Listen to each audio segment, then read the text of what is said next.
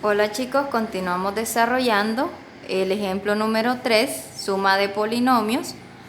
En el video anterior les explicaba el inciso B, donde al sumar ambos polinomios daba como resultado menos 3 octavos a cubo B más 9 sobre 8 a cuadrado más 3a.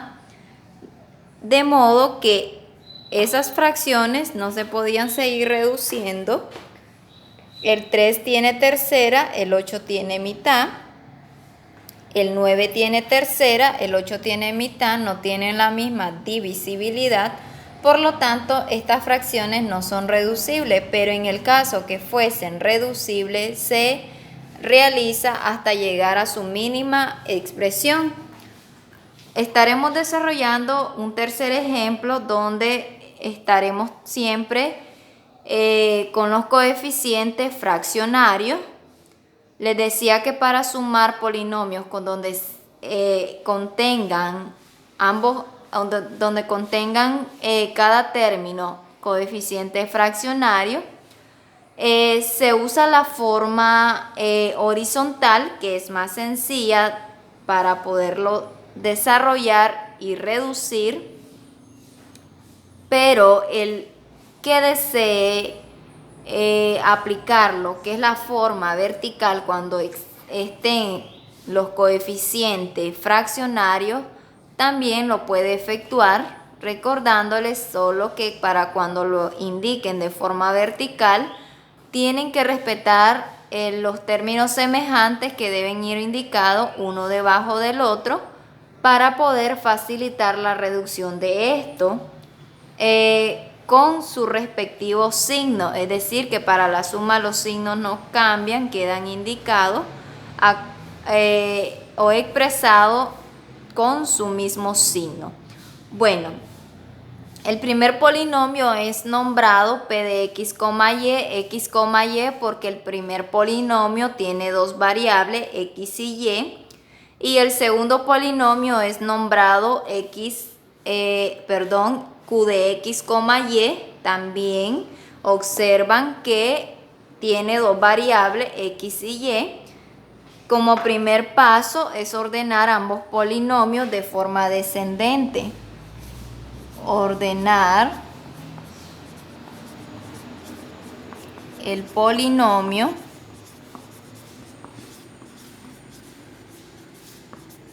de forma descendente, es decir, partiendo del grado mayor hasta llegar o indicar el grado menor, en este caso el término independiente de estos polinomios. Bueno, vamos a ordenar P de x, y.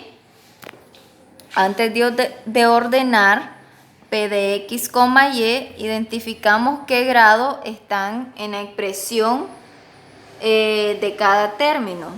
Bueno, vamos a guiarnos con respecto a la variable x, que es la que está en el orden alfabético. Primero está x, luego y. Entonces, con respecto a x, ¿cuál sería el grado mayor? Bueno, identificamos los grados. Grado 2, este sería el término independiente, solo que es fraccionario y sería grado 0. El término de x, la variable con respecto a x, cuando no contiene grado o no está indicado el número, se sobreentiende que es grado 1. Bueno, ahora observemos que con respecto a la variable x, ¿cuál es el grado mayor? X al cuadrado. Entonces, como primer término, al ordenar, sería indicar, o es a indicar 7/9 x al cuadrado y. 7/9 x al cuadrado y al cuadrado. Luego de x al cuadrado sigue el término x a la 1, es decir, menos 1/11 xy. Luego de escribir x a la 1, continúa el término independiente. ¿Quién sería el término independiente con respecto al primer polinomio? 9 sobre 10, es decir, el término independiente tiene grado 1 y este queda expresado de último. Ahora ordenamos el polinomio q de x, y. Siempre identifiquemos qué grados tiene la variable x. Este término tiene grado 1 con respecto a x, grado 2. Y este término que no contiene variable sería el término independiente de grado 0. Por lo tanto, con respecto a x, ¿quién sería el grado mayor del segundo polinomio? X al cuadrado. Por lo tanto, indicamos menos 125, miren, está negativo, menos 125 sobre 181 sobre 81, x al cuadrado, y cuadrado. Seguimos observando que luego de x al cuadrado sigue x a la 1, entonces indicamos menos 110 sobre 121, 21, xy. Luego de x a la 1 sigue el término independiente elevado a la 0, en este caso 2/5 porque no contiene variable ni exponente. Una vez que hayamos ordenado ambos polinomios, procedemos a efectuar la suma, es decir, sumar los polinomios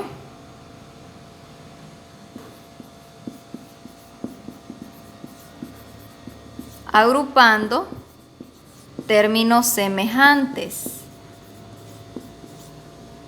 Agrupando términos semejantes. Bueno, es a indicarlo entre paréntesis una vez que estén ordenados, es decir, 7 noveno x al cuadrado y cuadrado, 7 noveno x al cuadrado y cuadrado. Le vamos a sumar el segundo polinomio. En este caso vamos a expresar completo el polinomio, el primer polinomio con respecto a p de x, y luego el segundo polinomio. Indicamos el signo más de la suma y expresamos el segundo polinomio, que en este caso sería menos 125 sobre 81 x al cuadrado y cuadrado menos 110 sobre 121 xy más 2/5. Cerramos paréntesis. Observemos que ahora, al estar indicado entre paréntesis, llamados signos de agrupación, vamos a agrupar lo que llamamos términos semejantes con respecto a 7 noveno x al cuadrado y cuadrado. Observar si existe un término semejante con respecto al segundo polinomio, es decir, ¿quién es semejante a 7 noveno x al cuadrado y cuadrado? Menos 125 sobre 81 x al cuadrado y cuadrado. Términos semejantes tienen que tener la misma variable y los mismos exponentes, es decir, la misma parte literal. Ahora indicamos el segundo término semejante. Tenemos grado 2, sigue grado 1, es decir, con respecto a menos 1 onceavo o menos 1 sobre 11, xy es sumado con su término semejante menos 110 sobre 121 xy. Cerramos paréntesis e indicamos la suma de los términos independientes. ¿Quiénes serían los términos independientes? 9 sobre 10 más 2/5. Cerramos paréntesis. Observemos que esta es una suma y resta de fracciones de distinto denominador. Primero efectuemos lo que está dentro del primer paréntesis. Bueno, calculamos el mínimo común de 9 y 81. Bueno, lo vamos a efectuar por separado. Mínimo común de 9 y 81 es a descomponer en factores primos. Tienen tercera de 9, 3, tercera de 81 es 27, siguen teniendo tercera de 27, 9, tercera de 3, 1, el 9 sigue teniendo tercera de 9, 3, tercera de 3, 1. El mínimo común es la multiplicación de lo que está del lado derecho, 3 por 3, 9, 3 por 3, 9, por 3, 27, por 3, 81. Por lo tanto, es el mínimo común que estaría expresado como denominador de la resta de fracciones con respecto a x al cuadrado y y cuadrado como términos semejantes. En el video anterior les explicaba que primero se divide, luego se multiplica. Es decir, 81 entre 9 es a 9, por 7, 63, menos, hacemos el mismo procedimiento con la segunda fracción, 81 entre 81 es a 1, por 125, 125, e indicamos la misma parte literal, es decir, x al cuadrado y cuadrado. Cerramos paréntesis y efectuamos lo que está en el segundo paréntesis, observando que siempre es una resta de fracciones, pero con signo igual en este caso, pero de distinto denominador. Entonces se calcula el mínimo común múltiplo de 11 y 121. Bueno, el mínimo común de 11 y 121 vamos a borrar para efectuar el mínimo común de 11 y 121 es a descomponer en factores primos, es decir, ambos números naturales tienen onceava de 11 es 1, onceava de 121 es 11, sigue teniendo onceava, es 1. 11 por 11 da 121, por lo tanto el mínimo común es 121 como denominador de la resta de fracciones con igual signo. Primero se divide, luego se multiplica. 121 entre 11 es a 11, por menos 1, menos 11. Efectuemos nuevamente. 121 entre 11 es a 11, por menos 1, menos 11. Seguido el signo menos y efectuamos el mismo procedimiento para la segunda fracción, es decir, 121 entre 121 es a 1, por 110, 110. E indicamos la misma parte literal, es decir, x con xy, sumado con los términos independientes, que en este caso son de distinto denominador. De 10 y 5 hay que calcular el mínimo común.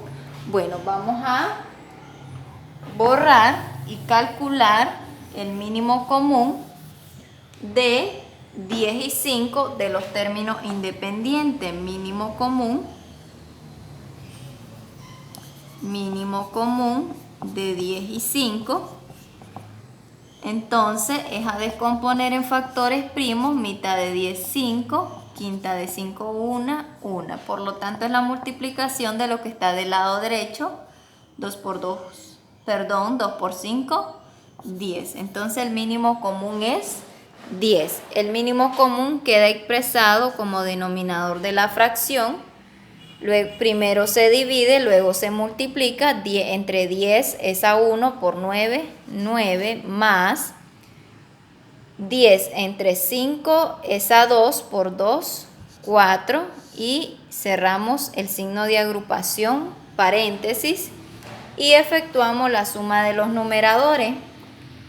Observemos que los numeradores son signo opuesto, entonces indica que ambos números se van a restar y se va a conservar el signo del número mayor, que en este caso el número mayor sería o es menos 125, por lo tanto la respuesta va a quedar negativa. Y efectuamos la resta. 63 menos 125, eso da como resultado menos 62 sobre 81. Perdón, aquí habíamos escrito el signo menos 62 sobre 81, x al cuadrado, y cuadrado. Seguimos efectuando lo que está en el numerador en el segundo paréntesis. Observemos que son signos iguales lo que está en el numerador, es decir, menos 11 menos 110. Eso se suma, de modo que son signos iguales, entonces da como resultado menos 121 dividido entre 121. Cerramos paréntesis. ¿Por qué siempre indico los paréntesis, chicos? Porque no pueden existir o no pueden haber dos signos juntos sin haberlos separado con algún signo de agrupación. Seguimos efectuando la suma de los términos independientes. Lo que está en el numerador, 9 más 4 es 13 sobre 10. Tenemos que eliminar los paréntesis, por lo tanto, podemos en este caso aplicar ley de signo para eliminar los paréntesis y nos quede indicado un solo signo. Bueno, menos 62 sobre 81 no es una división exacta, tampoco es una fracción reducible, por lo tanto solo queda indicado menos 62 sobre 81, x al cuadrado, y cuadrado. Aplicamos ley de signo, más por menos menos, 121 entre 121 es a 1. Aquí indicamos la misma parte literal, se me olvidaba, miren, xy, entonces aquí es menos un xy más 13 sobre 10, que también es una fracción que no se puede seguir reduciendo porque el 13 es un número primo y el 10 tiene mitad, por lo tanto no se le puede sacar la misma divisibilidad, y este sería la reducción, o es la reducción de la suma de estos polinomios, donde se aplica la suma o resta de fracciones y la agrupación de términos semejantes. Espero hayan comprendido la explicación de cada uno de los incisos y puedan ser aplicados correctamente en los ejercicios prácticos en el álgebra de las diferentes operaciones con expresiones algebraicas.